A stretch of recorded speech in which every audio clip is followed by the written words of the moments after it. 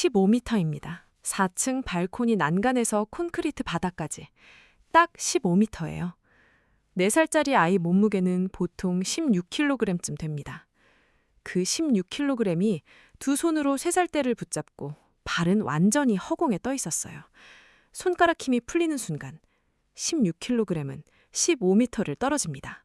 2018년 5월 26일 파리 18구 마르크 도르모아 거리 51번지. 아래 거리엔 사람들이 있었어요. 올려다봤습니다. 소리를 질렀어요. 누군가 119를 눌렀습니다. 그리고 아무것도 하지 못했어요. 15m짜리 맨 벽 앞에서 인간이 할 수 있는 건 그게 다였습니다. 그때 한 청년이 쇼핑백을 내려놨어요. 흰색 트레이닝 바지, 검은 캡모자. 특별한 게 없었습니다. 그냥 장을 보고 돌아가던 청년이었어요. 그가 벽 앞에 섰습니다. 손가락을 창문틀 모서리에 걸었어요. 운동화 앞구로 벽면 틈새를 찾습니다. 그리고 올랐어요. 1층, 2층, 3층. 손가락이 콘크리트를 파고들었습니다. 손톱이 갈라졌어요. 피가 났습니다. 그래도 손을 놓지 않았어요. 한 손이 벽을 잡는 순간 다른 손은 이미 다음 지점을 향해 뻗고 있었습니다. 망설임이 없었어요. 단 한 번도요. 4층, 난간을 넘었습니다. 아이를 안았어요. 30초였습니다. 아래서 지켜보던 수십 명이 환호했어요. 박수 소리가 거리를 채웠습니다. 경찰이 뛰어 올라왔고 청년은 아이를 건네줬어요. 그 순간 그의 무릎이 풀렸습니다. 다리가 떨렸어요. 제대로 서 있지를 못했대요. 올라가는 동안은 몰랐는데 아이를 넘기고 나서야 실감이 왔다고 했습니다. 기자들이 몰려들었어요. 마이크가 쏟아졌습니다. 그는 통역사를 통해 말했어요. 프랑스어가 서툴렸거든요. 층수도 생각나지 않았고 위험도 생각나지 않았어요. 오직 아이였기 때문에 했습니다. 그날 밤 그 30초짜리 영상이 전 세계로 퍼졌습니다. 파리의 스파이더맨.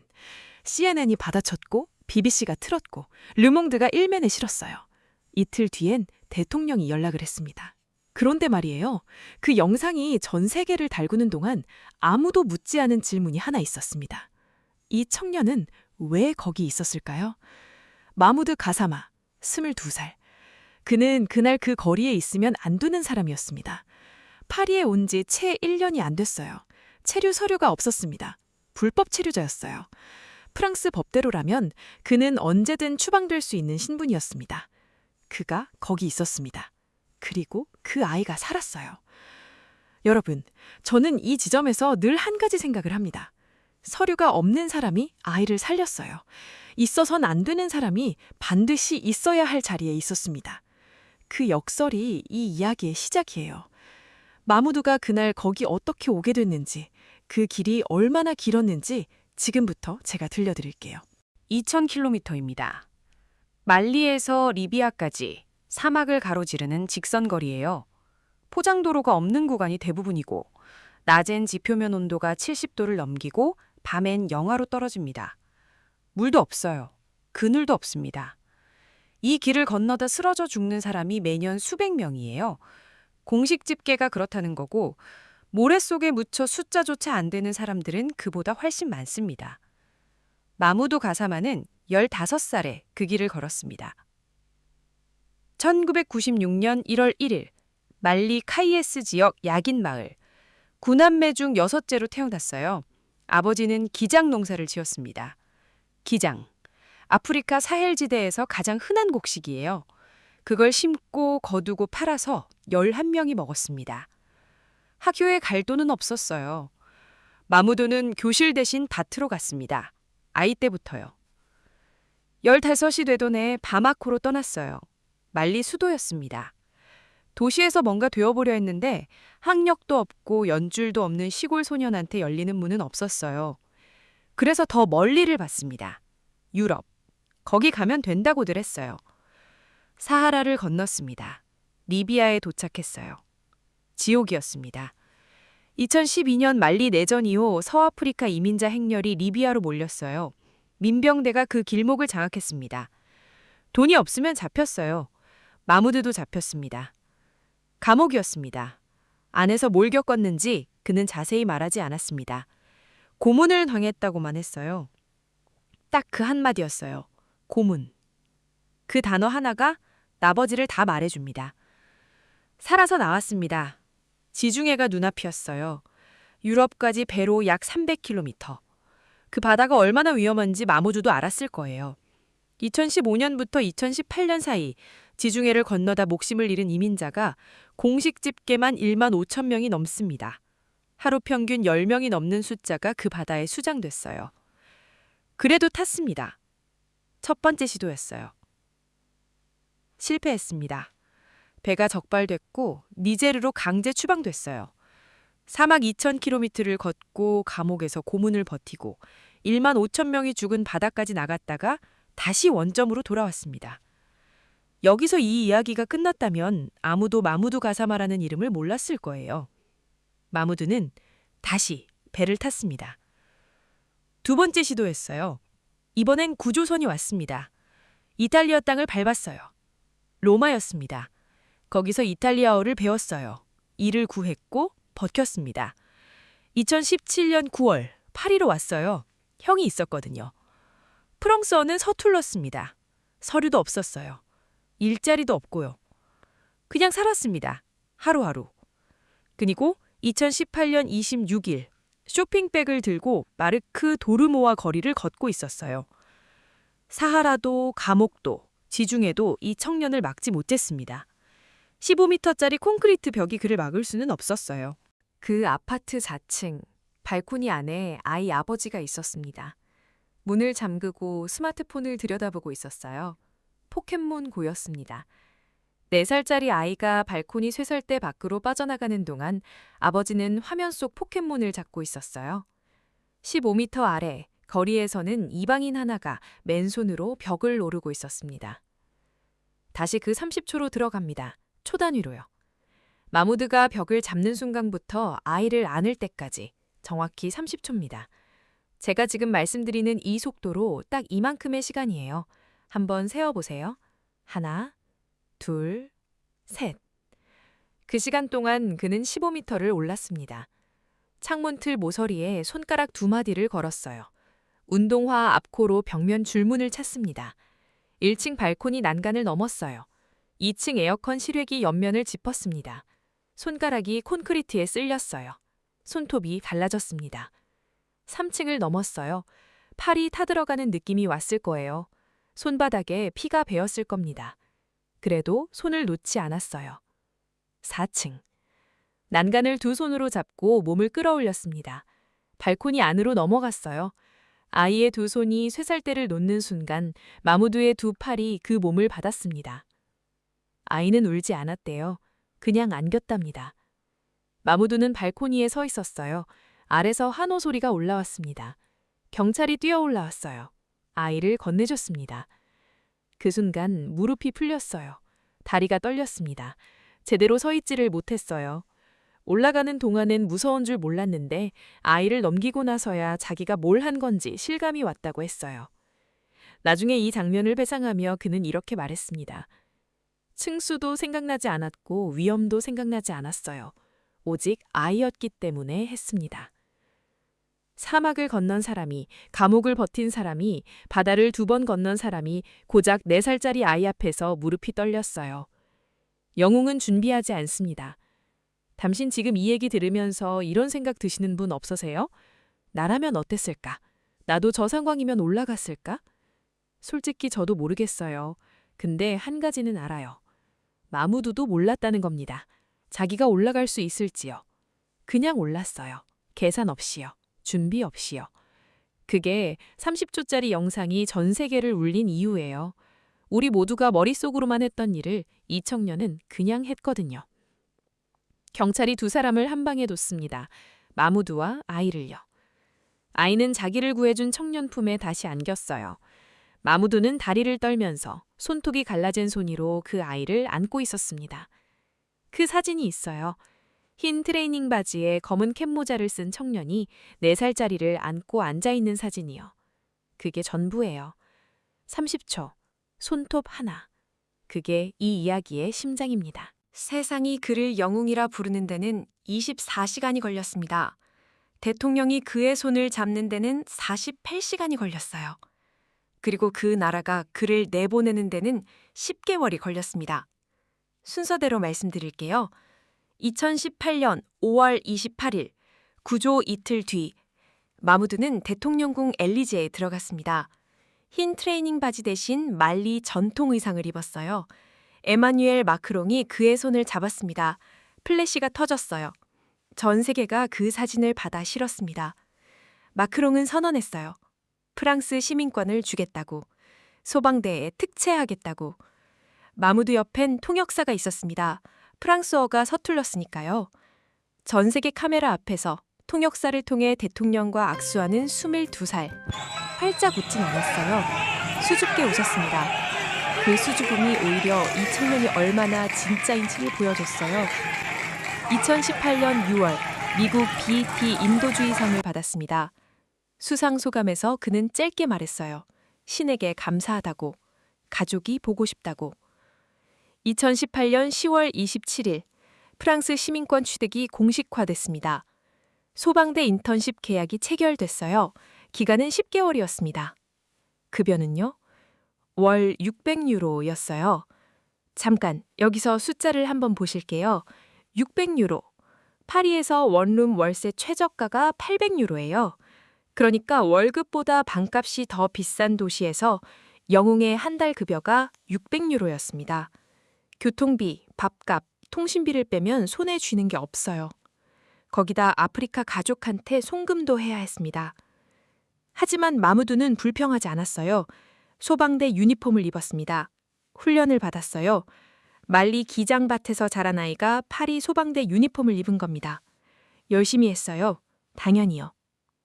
그런데 10개월이 지나고 있었어요. 계약 만료가 다가왔습니다. 정식 소방관이 되려면 조건이 있었어요. 필기시험, 체력검정, 그리고 서류. 중학교 졸업장이 있어야 했습니다.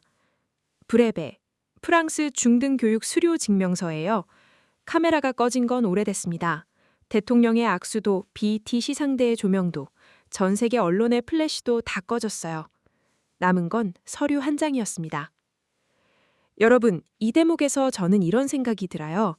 마크롱 대통령이 카메라 앞에서 악수를 나누기 전에 참모 중 한 명이라도 그 서류를 들여다봤다면 어땠을까요? 소방관 채용 요건, 중졸 학력 조건, 의학 기준. 그걸 미리 확인했다면 이야기가 달라졌을까요? 아무도 확인하지 않았습니다. 말리의 약인마을 농가에서는 도저히 구할 수 없는 서류가 파리의 소방서 채용 서랍관에서 마무드를 기다리고 있었어요. 통보는 오전에 왔을 겁니다. 사무실이었을 거예요. 형광등 아래 책상 하나, 의자 2개. 담당자가 서류를 내려놓으며 말합니다. 통역사가 그 말을 소닝케어로 옮기는 동안 마무드는 아마 아무 표정도 짓지 않았을 거예요. 그 사람 원래 그거든요. 수줍고 조용하고 화내는 법을 잘 모르는 사람이에요. 담당자가 말한 건 2가지였습니다. 첫째, 중학교 졸업장이 없다. 둘째, 의학적 부적합 소견이 나왔다. 정식 채용은 불가합니다. 10개월이었어요. 소방대 인턴십 계약 기간 딱 10개월 만에 끝났습니다. 마무드는 사무실을 나왔을 거예요. 파리의 5월, 아니면 6월, 아니면 그 어느 날 오전이었겠죠. 거리로 나왔을 겁니다. 버스를 탔거나 걸었을 거예요. 집으로 돌아오는 길에 뭘 봤을까요? 낡은 아파트들, 카페테라스, 유모차를 미는 사람들. 평범한 파리의 오전이었겠죠. 그중에 자기가 없다는 걸 그날 다시 확인한 거예요. 이 소식이 알려지자 프랑스 언론이 다시 그의 이름을 꺼냈습니다. 버려진 영웅. 일부는 그렇게 불렀어요. 나라가 영웅으로 써먹고 내쳤다고요. 반론도 있었어요. 규정은 규정이라고, 형평성의 문제라고. 근데 말이에요. 저는 여기서 다른 걸 보게 되더라고요. 우리 주변에도 이런 사람 있잖아요. 누구보다 열심히 했는데 스펙이 없어서 탈락하는 사람. 경력은 있는데 자격증이 없어서 안 되는 사람. 실력은 충분한데 서류 한 줄이 없어서 면접조차 못 보는 사람. 그 서류 한 장이 가로막는 벽이 마무드한테는 중학교 졸업장이었어요. 사막 2000km를 걸어도 안 되고 감옥에서 고문을 버텨도 안 되고 지중해를 2번 건너도 안 되고 15m 벽을 30초 만에 올라 아이를 구해도 안 됩니다. 졸업장이 없으면 안 돼요. 누군가 그에게 물었대요. 억울하지 않냐고. 마무드는 이렇게 답했습니다. 자기 가족을 부양하고 아프리카에 있는 가족을 돕는 것, 그게 인생에서 가장 중요한 거라고요. 억울하다는 말을 하지 않았어요. 그 말이 더 아팠습니다. 억울하다고 소리쳐도 모자랄 사람이 그냥 살겠다고만 하거든요. 그게 이 사람이 사막에서, 감옥에서, 바다에서 배운 방식인 거예요. 세상이 내 편이 아니어도 오늘 하루를 버티는 방법. 프랑스가 영웅에게 돌려준 게 이게 다였습니다. 시민권, 600유로, 10개월, 그리고 해고. 시민권은 진짜였어요. 그건 맞아요. 하지만 자리를 주지 않았습니다. 땅을요. 뿌리를 내릴 수 있는 그 땅을요. 영웅은 서류로 만들어주지 않습니다. 근데 서류가 없으면 영웅도 밥을 먹을 수가 없어요. 그게 이 이야기의 가장 차가운 사실입니다. 소방대 유니폼을 벗은 마무드가 처음 찾은 일은 가사 도우미였습니다. 파리 어느 아파트였어요. 아침 일찍 들어가서 청소기를 밀고 화장실 타일을 닦고 창문을 닦았습니다. 무릎을 꿇고 바닥을 손으로 문질렀어요. 손톱이 갈라졌던 그 손으로요. 15m 벽을 오르던 그 손으로요. 그 건물 높이가 몇 층이었는지는 모릅니다. 하지만 그는 엘리베이터를 탔겠죠. 언론은 이미 다른 곳을 보고 있었어요. 마무드의 이름을 검색하면 2018년 기사들이 쏟아지다가 2019년부터 뚝 끊깁니다. 세상이 그를 소비하는 데 걸린 시간은 정확히 1년이었어요. 그는 가사 도우미를 하고 청소 일을 하고 할 수 있는 일을 했습니다. 불평하지 않았어요. 그게 이 사람의 방식이었거든요. 그런데 이쯤에서 다른 이름 하나를 꺼내야 할 것 같아요. 라사나 바틸리, 말리 출신 파리 거주 이민자. 2015년 1월 파리 유대인 마트 인질 사건 때 인질들을 냉동 창고에 숨겨 목숨을 구한 사람이에요. 프랑스는 그에게도 시민권을 줬습니다. 영웅이라 불렀어요. 결과가 달랐어요. 왜 달랐을까요? 라사나는 사건 당시 마트 직원이었습니다. 합법적인 고용계약이 있었어요. 프랑스어가 됐고 고용 기록이 있었고 법적 기반이 이미 갖춰진 사람이었어요. 시민권을 받았는데도 자리가 없었습니다. 같은 나라 출신, 같은 영웅 칭호, 완전히 다른 착지. 차이는 영웅적 행동의 크기가 아니었습니다. 행동 이전에 이미 갖춰져 있던 것들의 차이였어요. 그걸 마무드 탓으로 돌릴 수 있을까요? 당시 마크롱 정부는 이민 정책을 강화하고 있었어요. 불법 체류자 단속을 늘리던 시기였습니다. 그 흐름 안에서 마무드의 시민권 수여에 두고 비판이 나왔어요. 일회성 영웅담을 정치적으로 활용했다는 거예요. 마무드는 그 논란에 끼어들지 않았습니다. 그냥 살았어요. 이게 이 청년의 가장 강한 힘이었습니다. 세상이 자기 편이 아니어도 따지지 않고 다음 날을 사는 힘이요. 사막이 그걸 가르쳤고 감옥이 그걸 단단하게 했고 지중해가 그걸 확인시켜줬어요. 영웅이 어디 있냐고요? 파리 어느 아파트 복도에서 청소기를 밀고 있었습니다. 아무도 카메라를 들이대지 않는 그 자리에서요. 그런데 말이에요. 그렇게 살면서도 마무드는 딴 생각을 했어요. 가족 생각을요. 자기 가족, 아프리카에 있는 가족, 언젠가 꾸리고 싶었던 그 가족을요. 그게 그를 버티게 한 이유였습니다. 그 생각이 결국 그를 데려다 놓았어요. 2023년 12월, 파리. 마무두 가사마는 오늘도 유니폼을 입습니다. 소방대 유니폼이 아니에요. 보안요원 유니폼이에요. 건물 입구에 서서 사람들 신분을 확인하고 순찰을 돌고 교대 시간에 집으로 돌아갑니다. 아내가 있어요. 아이가 둘이에요. 28살입니다.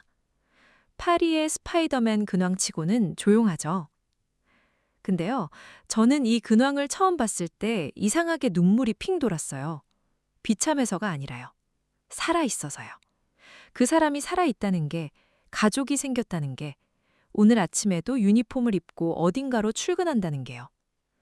사막 2000km를 걸은 사람이에요. 리비아 감옥에서 고문을 버텼어요. 1만 5천 명이 죽은 바다를 2번 건넜습니다. 15m 벽을 30초 만에 올랐어요.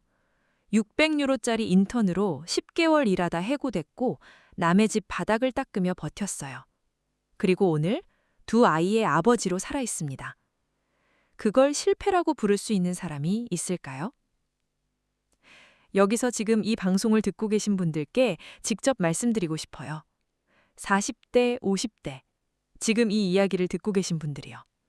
우리도 벽 앞에 서본 적 있잖아요.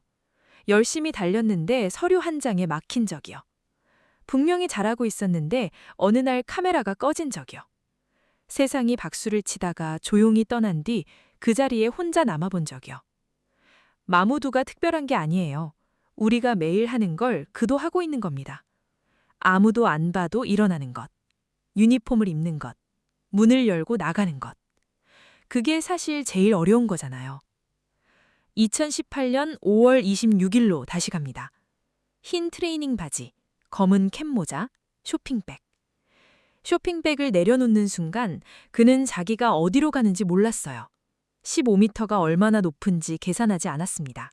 손톱이 갈라질 거라는 것도 무릎이 떨릴 거라는 것도 몰랐어요. 그냥 올랐습니다. 그게 이 사람이에요. 사막 앞에서도 그냥 걸었어요. 지중해 앞에서도 그냥 탔습니다. 해고 통보 앞에서도 그냥 다음 일을 찾았어요. 계산 없이, 준비 없이, 그냥요. 우리가 머릿속으로만 하는 것을 이 사람은 몸으로 하거든요. 영웅이 뭔지 이제 좀 알 것 같아요. 한 번에 30초가 아닙니다. 그 다음 날도, 그 다음 해도, 아무도 보지 않는 자리에서 그래도 오르는 것. 그게 영웅이에요. 마무드는 지금도 벽을 오르고 있습니다. 콘크리트 외벽이 아니에요. 오늘 하루라는 벽이요. 유니폼을 입는다는 벽이요. 2 아이의 아버지로 산다는 벽이요. 그 벽이 사실 제일 높은 벽이에요.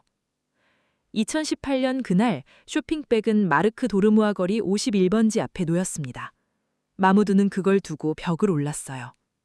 그리고 지금도 매일 아침 무언가를 내려놓고 다음 벽을 향해 손을 뻗습니다. 우리도 그렇게 살고 있잖아요.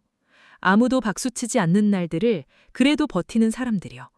카메라가 없어도 대통령이 손을 잡아주지 않아도 오늘 아침에 일어나서 문을 여는 그 사람들이요. 마무두 가사마가 남긴 건 30초의 기적이 아니에요. 아무도 보지 않아도 오른다는 것. 그거 하나입니다. 실화 세상이었습니다. 오늘도 벽 앞에 서 계신 분들 쇼핑백 내려놓고 그냥 오르세요. 손톱 좀 갈라져도 괜찮습니다.